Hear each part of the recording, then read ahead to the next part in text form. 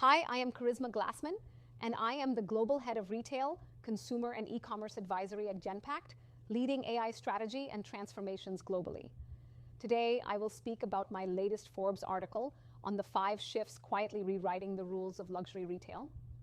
In 2026, I have spent 2 decades inside the luxury fashion and retail industry, and I have rarely seen a year when so many fundamentals moved at once.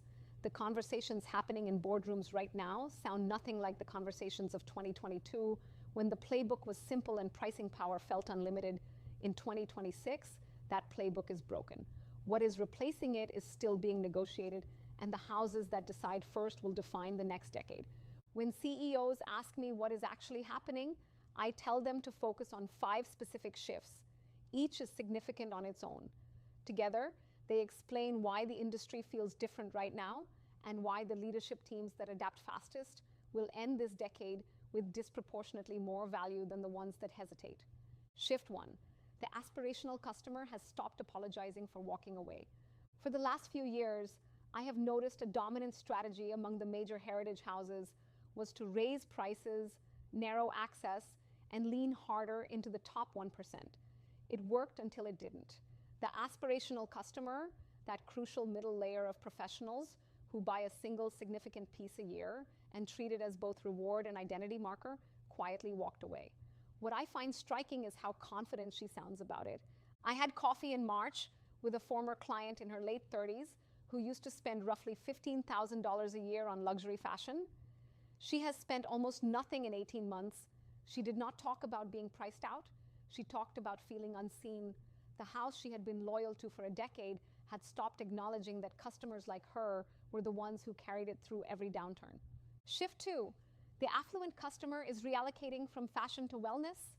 I have also noticed that high net worth consumers in certain countries like the United States, the United Kingdom, and France are increasing their wellness spend in 2026. More importantly, a large proportion seems to be actively reallocating those dollars away from traditional luxury fashion and toward health optimization, longevity programs, and wellness real estate.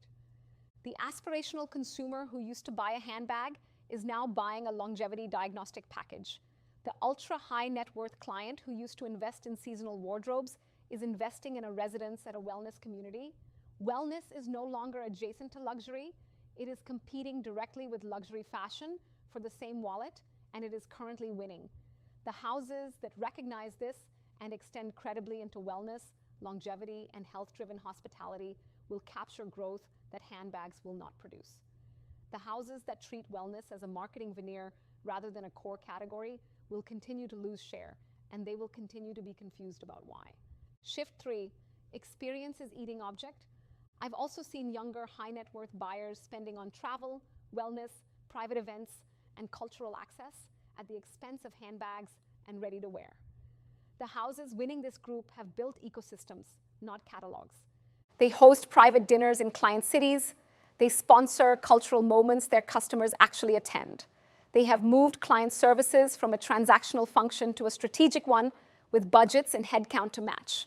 The houses still defining themselves primarily through product launches are watching their share of wallet shrink, and they are usually attributing it to the wrong cause. Shift 4. Heritage is the new differentiator. For most of the last decade, the path to relevance involves streetwear collaborations, celebrity creative directors, and aggressive category extensions. In 2026, the houses outperforming their peers are the ones with deep underleveraged archives that they have started mining seriously. Authenticity is the new logo. Customers can spot a derivative collection in seconds, and they have stopped rewarding it. The most strategic move a creative director can make right now is to know the archive better than anyone outside the house and to build collections that earn their references rather than borrow them. Shift 5. AI is becoming the first touch point. This is the shift that surprises clients most. We are also noticing that more and more affluent customers are now researching luxury purchases through conversational AI before they ever visit a boutique or a website. They ask AI to compare houses, summarize craftsmanship reputations, and recommend pieces for specific occasions.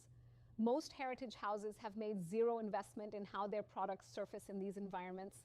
Their catalogs are not structured for machine readability. Their product stories are not written in formats AI can summarize accurately. The houses that figure this out in 2026 will own a discovery channel that is currently invisible on the income statement, and that will define the next phase of luxury client acquisition. What I tell boards now: when I close board sessions, I leave leadership with one observation. The next 10 years of luxury will not be won by the brand with the highest prices or the most exclusive client list.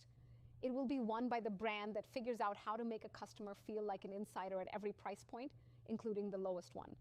The 5 shifts above are not independent variables. They reinforce each other. A house that wins back the aspirational customer, follows the wallet into wellness and longevity, builds genuine experiential infrastructure, mines its archive with intelligence, and shows up in AI discovery will compound advantages that rivals cannot easily replicate. The houses that recognize this and rebuild with intentionality will own the next cycle. The ones that hope for a return to the 2022 playbook will become case studies. I have watched the industry survive enough cycles to know which list each leadership team is choosing right now, even if they have not admitted it to themselves yet. The reset is not a crisis. It is a clarifying moment, and the clarity it brings is something most CEOs would rather not act on. That is the test. The next 18 months will sort the houses willing to act on uncomfortable clarity from the houses that prefer comfortable confusion.